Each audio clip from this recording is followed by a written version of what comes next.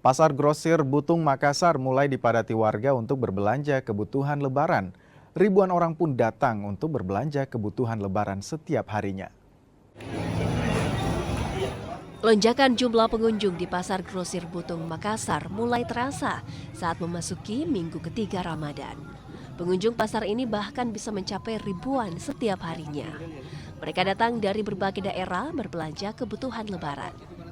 Banyak warga yang datang jadi berkah tersendiri bagi pedagang. Pendapatan mereka pun naik drastis, utamanya untuk penjualan mukena, baju koko hingga sajadah. Di sini kayak sudah langganan deh. Nah, di sini kebetulan juga murah, tersedia untuk laki-laki, pilihannya banyak. Ya begitulah. Kebetulan juga saya baru dari Tanah Suci untuk tambahan untuk oleh-oleh saya lari ke sini. Hari ini cari baju apa saja, Pak? Saya ini beli baju gamis sama sejadah sama kurma.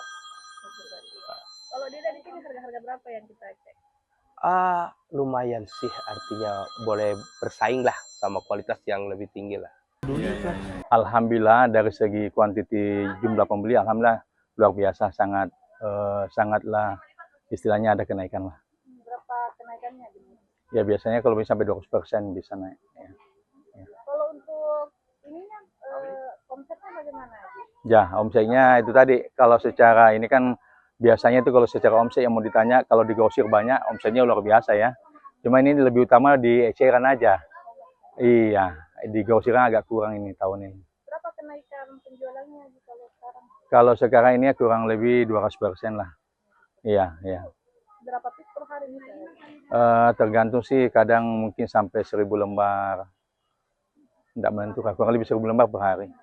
Pasar Grosir Butung jadi lokasi alternatif warga untuk berbelanja. Harganya relatif lebih murah, membuat banyak orang datang. Tak hanya dari Sulawesi Selatan, warga dari provinsi lain juga kerap datang untuk berbelanja. Dila Rustam, Kompas TV Makassar, Sulawesi Selatan.